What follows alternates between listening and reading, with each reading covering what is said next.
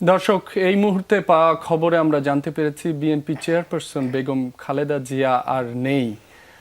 বিএনপির অফিসিয়াল যে Facebook page, সেখানে বিষয়টি নিশ্চিত করা হয়েছে। এই বিষয়ে সবশেষ তথ্য জেনে নিব। এভারকেয়ার হাসপাতালের সামনে আছেন সহকর্মী তাজনুর ইসলাম। তাজনুর, আপনার কাছে সবশেষ কি তথ্য রয়েছে আমাদের জানাবেন। রবি, আজ 30 ডিসেম্বর ঠিক সকালবেলাতে দাঁড়িয়ে এই দুঃসংবাদটি বলতে হচ্ছে, যেই সংবাদটি আসলে কোনো গণমাধ্যম কর্মী আসলে এতদিন ধরে বিভিন্ন সময় নানা রকম খবর এসেছে নানা মাধ্যমে, কিন্তু সেই খবরটি শেষমেশ আজ বলা লাগছে। কারণ আজকে দলের তরফ থেকে এরই মধ্যে কনফার্ম করা হয়েছে, নিশ্চিত করা হয়েছে বেগম খালেদা জিয়া ঠিক আজকে সকাল 6টায় তিনি শেষ নিঃশ্বাস ত্যাগ করেছেন, তিনি মারা গেছেন। সুতরাং বুঝতেই পারছেন যে এক ধরনের খুব শান্ত ঠান্ডা পরিস্থিতি আমরা এরই মধ্যে দেখতে পাচ্ছি। যে আশপাশের কয়েকজন নেতাকর্মী এরই মধ্যে হাসপাতালের সামনে এসেছেন মূলত সেই তথ্যটি যাচাই করার জন্য, যেটি আমি একটু আগেই আপনাকে বলছিলাম। ঠিক আগের যেই লাইভে আমরা যুক্ত হয়েছিলাম সেখানে আপনাকে বলছিলাম যে তথ্য যাচাইয়ের একটা বিষয় রয়েছে, কেননা এর মধ্যে বেশ কয়েক দফায় বিভিন্ন সময়ে সামাজিক যোগাযোগের মাধ্যমে এই খবরটি নানাভাবে প্রচার হয়েছে এবং সেই খবরটি আজকে সেটি বলতে হচ্ছে যে একটি অধ্যায়ের সমাপ্তি এবং বিএনপির সবচেয়ে বড় পোস্টার যাকে বলা হতো, সবচেয়ে বড় চরিত্র জাতীয়তাবাদী দলের জন্যে, সেই চরিত্র আজকে তিনি পরপারে চলে গেলেন। এবং একই সঙ্গে একটি শান্ত এবং খুবই শোকার্ত পরিস্থিতি এই মুহূর্তে এভারকেয়ার হাসপাতালের সামনে।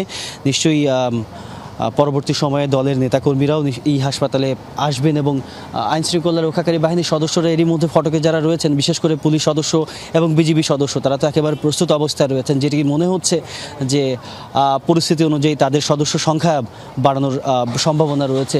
আমরা বিভিন্ন সময় তাদের মধ্যে নিজেদের মধ্যে কথা বলতে দেখেছি।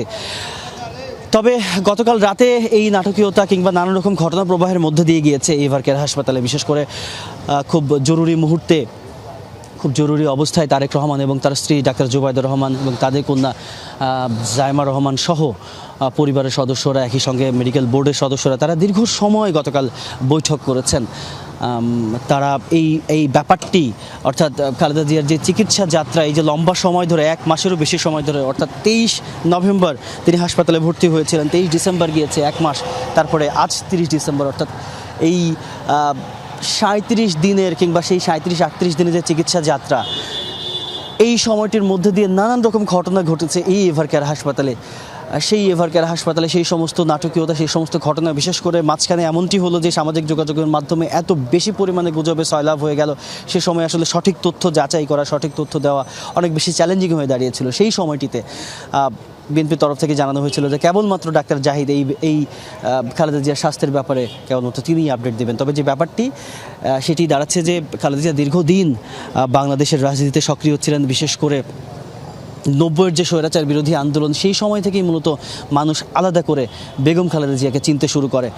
যেমনটি বলা হয়, বিশেষ করে প্রবীণ রাজনীতিবিদ যারা সেই সময় খালেদা জিয়ার রাজনীতির সঙ্গে যুক্ত থেকেছেন, তার কাছাকাছি যাওয়ার সুযোগ পেয়েছেন কিংবা তার সঙ্গে রাজনীতি করার সুযোগ পেয়েছেন, বিভিন্ন সময়ে আমরা সেই সমস্ত প্রবীণ রাজনীতিবিদদের কাছ থেকে শুনেছি যে পল্টন ময়দানে স্বৈরাচার বিরোধী আন্দোলনে সেই সময় খালেদা জিয়া একটা আলাদা চরিত্র হয়ে উঠেছিল, পুরো বাংলাদেশের একটা চরিত্র। সেই চরিত্র পরবর্তী সময় 1991 সালে প্রথমবারের মতো